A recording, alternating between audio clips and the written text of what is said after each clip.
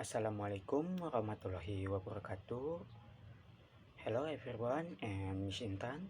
My name is Wahyu Adrianto and today I will present my final assessment entitled The Influence of Employee Training and Development Program on Employee Performance at the Encer Confeksi Company.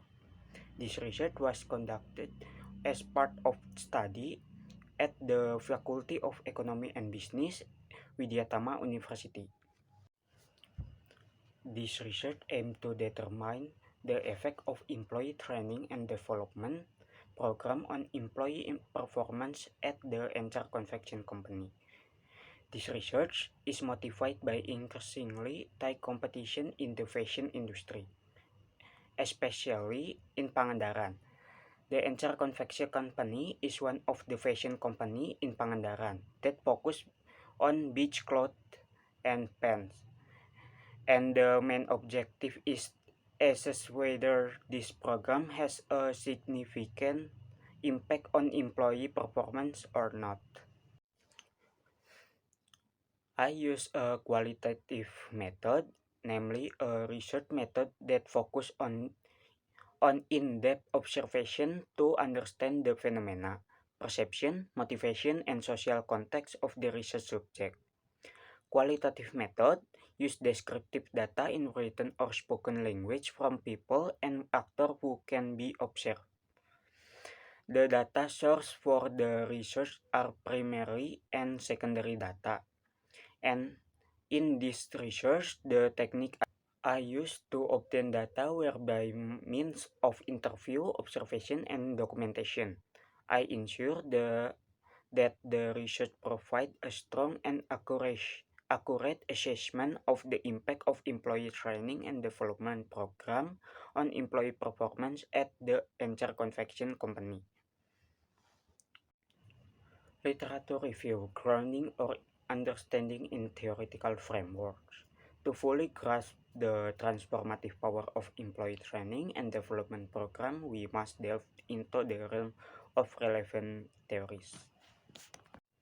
Number one is human capital theory. This theory underscores the notion that employees are organization's most valuable asset. Investing in their training and development yields direct return on investment, boosting productivity, innovation, and profitability. Number two is motivation theory. Employees there when they feel their skill and knowledge are valuable and appreciated. Training programs that address employee needs, aspiration for foster motivation, job satisfaction, and sense of accomplishment. Number three is organization learning theory. Organization must, like individuals, possess the capacity to learn and grow.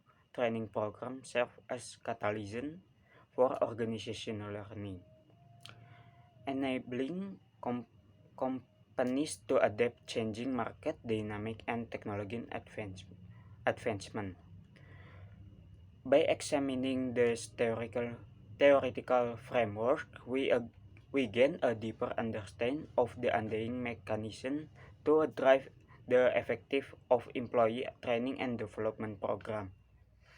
This theoretical provide a roadmap for design and implementing program that maximize employee engagement, knowledge acquisition, and overall organization performance. The next one is the problem in this research. Number one is lack of active participation by some training participant. One of the cause is training method that are less effective and interactive and will have an impact on low employee motivation and participation in sub-question training. Number two is obstacles related to training schedule that conflict with production working hours. That the cause is a lack of coordination between the training department and the production department and will have impact on the low level of employee attendance in training and lack of focus and concentration of employee during training. Number three is lack of support from superiors in implementing training. The cause is lack of understanding by superiors about the impact of employee training and development, which will have an impact on employee lack of motivation to learn and develop. The next one is solution based on the obstacle that have been identified. Here are several solutions that can be implemented to increase the effectiveness of employee training and development at Anchor Confection Company. Number one is increasing the active participant of training participant by developing training material that are interesting, relevant, and easy to apply to employee needs. Number two is adjusting the training schedule to production working hours. One of which is by conduction training at more flexible times, such as outside production working hours or on weekend. Number three is increased support from superiors in implementing training by increasing superiors understand of implements of employee training and development through training and education for supervisor. From the research I conducted, the following are the results. There is a positive and significant relationship between employee training and development program and employee performance at the Anchor Confection Company. This means that employee training and development program can be improve employee performance. The research also found the several factors influence the effectiveness of employee training and development program, including employee needs, quality of the program, delivery of training program, and transfer of training to work.